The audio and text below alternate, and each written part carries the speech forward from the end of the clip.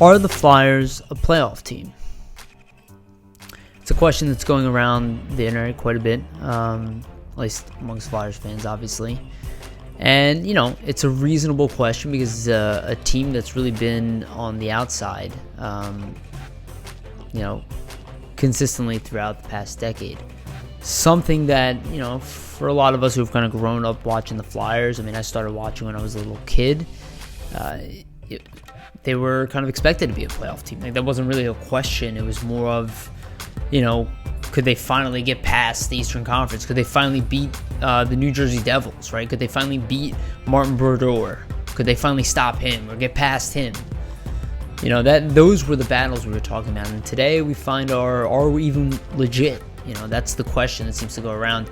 And, I think it's important to realize that each season is unique on its own.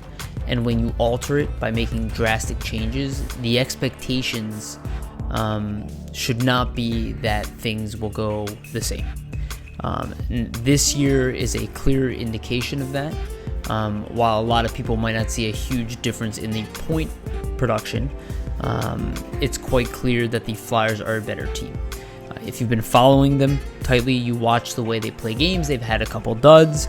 They've definitely had some of late as well. It's not something that never happens in the season, but for the most part, game in, game out, they've been solid. And not just offensively, defensively as a unit, they play together. They've had moments where maybe they lost some of that, but they've recovered. They've had games where they've had issues scoring as a team. It's affected a lot of the numbers. A lot of that I think has to do with special teams, which kind of manifests its way into 5-on-5. But ultimately, I do believe that the team itself is good. It's very good, especially in comparison to what we've seen in the past. It's a combination of the youth finally coming into their own. Players like Konechny, obviously he took a humongous jump this year. Farabee able to step in on a role. Provorov just keeps getting better. Sanheim, obviously the same, continues to get better. The more confident he gets, the better he is. Myers finally able to make that jump stick, and then there are games where you're like, wow, the kid is ready. Then he's also kind of a step behind, but it's normal, right? He should be there. And things are coming together. You have the older veterans. The Niskanen addition was obviously huge, underestimated addition overall. You can even see when we play the Caps, like who would you rather have, Gudas or Niskanen? It wasn't a question for me when the trade was done. I thought it was a brilliant trade when it was done over the offseason, and I think it's paying off dividends, and he is the type of player we will need in the playoffs, 100% over Gudas any day of the week, and I think even the Caps would agree with that, but again, they were on financial strains. So here we are today. The team has been picking up a lot of momentum.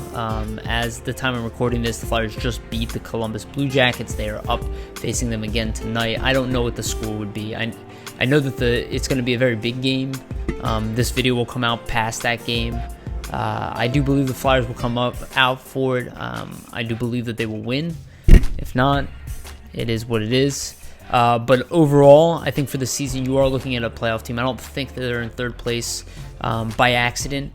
I think this is a holistic effort by this team, and you really can't pick on anybody this year. As much as people really want to, Ghost is dealing with injuries. Patrick, obviously, Lindblom out. And really, that's what I want to get back to, right? The road record, people are acting like it's some kind of mystery. I don't know what the mystery is. From what I saw, 5 of 6 games on the road that were lost at that time were under the announcement of Oscar Lindblom. It seems completely rational to me what happened. I think we all felt it. I think those definitely affected Hart's numbers. I think the team overall hasn't played as well, on the road. But overall, I think that's a pretty dramatic spike. And I think that's where the Flyers find themselves right now, is really just one big hiccup in the season, which was unfortunate. But again, more unfortunate for the player than it is for the team. The team rebounded quite well. And with Lindblom and Patrick, I think it's not even a question that you're looking at maybe the deepest team in the Metro. I'm sure people would like to challenge that. There are teams with more talent, maybe some high-end talent, but full top to bottom. They line up healthy. Again, got to be healthy. It's all imaginary fantasy world, but still healthy, full lineup. This team is deep. That doesn't mean they're the best team. There are obviously great teams in there, but they're able to compete. I believe that they are capable of beating any team any night of the week. I don't know about 7 games. There are some teams that I do fear, but not as many as people would think. Even the Pittsburgh Penguins are not really a humongous concern for me because they tend to play undisciplined hockey as well. And that's where the Flyers kind of live in that space, is they're converting themselves from a team that played undisciplined hockey for a very long time to one that's kind of cleaned up their act quite a bit.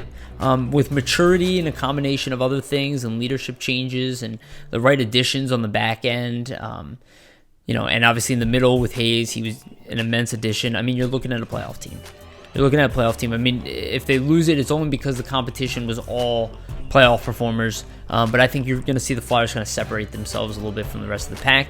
I do believe they're not where the Penguins and the Capitals are, but I do think they're just a step below, a step above Carolina and Carolina and Columbus and the Islanders as well. The Islanders' key thing, it's not so much that they have more talent than the Flyers. Where they beat the Flyers is on sheer teamwork and commitment to the process and their system. Whatever it is Lou Lamoriello does to the organizations, I don't know. I mean, he didn't trade for Andy Green by accident. He traded for him because that guy was one of his captains. He wants that attitude, that personality in his locker room. Something that most of us probably don't understand, but it's those tough moments, probably a lot of tough conversations, that team camaraderie that comes with winning. The Flyers have it, and so do the Islanders. On paper, they are not good enough to beat the teams they are, but that doesn't matter. You see the Columbus Blue Jackets, they lose a bunch of talent, they come out. It is the team that plays like a team, because all of these players have talent. All of them have talent. It's always a combination of execution and talent that leads to victory. The Flyers have the right pieces, but will they be active at the trade deadline?